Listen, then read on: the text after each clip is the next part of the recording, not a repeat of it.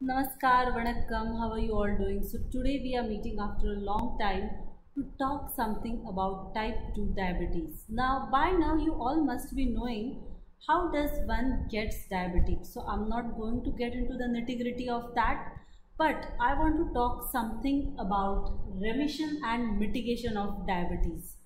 Right? First things first, let us understand what exactly does remission means. Remission is nothing, in simple words, it's the cancellation to reduce the effect of severity or of the disease. That is remission. Cancellation or temporary diminution of the severity of disease. Now, when we talk about remission, there are many school of thoughts. Some will say that the remission has to be achieved without medicine. Some will say that remission has to be done alongside the medicine. But traditionally, when type 2 diabetes is treated along with other symptoms like blood pressure, cholesterol and alike, functionally what doctors will give a medicine, right? But does this medicine addresses the root cause, as in does it really improves the insulin sensitivity in the person? That's the first thing to be observed for. And what is exactly mitigation? Mitigation is, it speaks about the reduction of seriousness. So remission is that they want to completely eliminate it, and mitigation is somewhere just reduce the negative effects or the serious effects.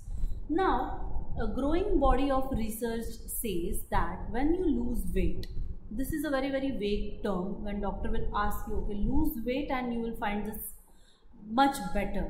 Lose weight maybe 10 kgs or 15 kgs, but what does that exactly means? When it is said that when you lose weight, you will achieve a good control in diabetes management is when you lose fat around organs like liver and pancreas, and you are improving the blood glucose levels. So randomly just reducing the water weight won't help here. So in a way, I should say that instead of just focusing on remission of diabetes, let us think about mitigation. Ideally, the approach when it comes to diet is people will go on low carb diets. Now, that's a very good thing to do, but everything has every coin has another side, right? So that other side says when you go back to your normal diet, when you put back all those carbs, you are again going to face the same problems that you are facing with the high sugar. But if you are able to sustain that kind of a low carb diet, then well, not just will you reduce weight because you are reducing calories. Alongside the weight reduction, you'll also be able to manage the blood sugar levels effectively and the negative and serious effects of diabetes on other functions of the body. Now, not everyone can achieve remission, right? But say for an example, if he is a male, say for an example, and he is less than 50 years of age and maybe less than 6 years of diabetic, if he successfully makes dietary changes and loses fat around especially the midsection, especially the tummy area where majority of the important or vital organs are situated, and if you are successful in losing fat around those organs, then it may pave a way of successful remission of diabetes, though it's not sure shot.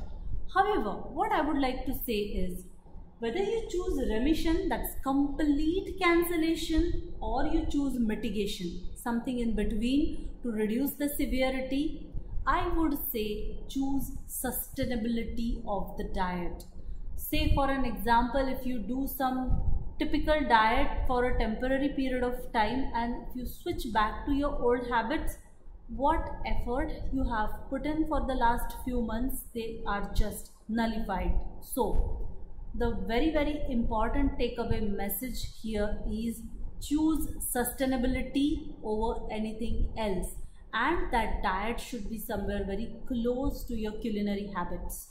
Now that we have spoken about remission and mitigation and how it can be done, let us see a few food groups or few ingredients that come into our kitchen which will help you with the sugar control.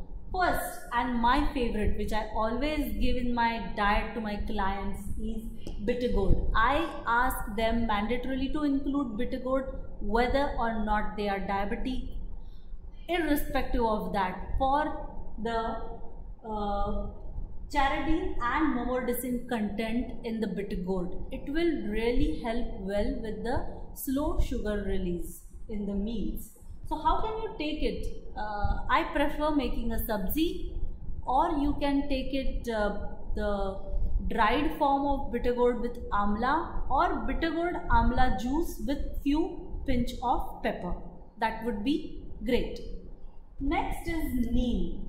Again my favorite, but it contains flavonoids, glycosides and terpenoids which will help to suppress the surge of glucose that we have because of the typically highly carb dominated meals that we take, right? So either you can take the neem powder with water or just make the tea out of the neem leaves. It's up to your choice.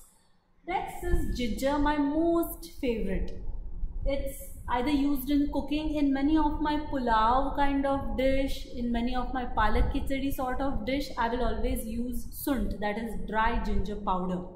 Or you can make plain ginger tea. So just grate some ginger, put it in 1 glass of boiling water, reduce it to half, and that's your ginger tea. That's one more effective way when it comes to blood sugar control. Next is jamun. Jamun is a very interesting thing because jamun contains something known as jambolin. The jambolin compound in jamun, it will help to excrete the sugar through urine. So that is how it will also improve insulin sensitivity. Insulin sensitivity is just the opposite of insulin resistance. So you should definitely be including jamun when it's in the season. Next is fenugreek, a very favorite item when it comes to my spice masala box. It's definitely there in our Maharashtrian spice box. I guess in the Tamil spice box too. Methi, fenugreek, vendayam, that is how it is called in different names. So why does methi help? Now methi is very rich in soluble fiber. This soluble fiber, it will control the blood sugar by slowing down the absorption and the digestion of the carbohydrates. In this way, it will help to slow down the sugar spike. So methi is one of my favorite. So methi is combined with your idli dosa batters. Methi is definitely used with pumpkin sabzi in the tadka. Methi is definitely used in our dals. I usually see my mother will sprout methi and she will give that sprouted methi tadka to the dal.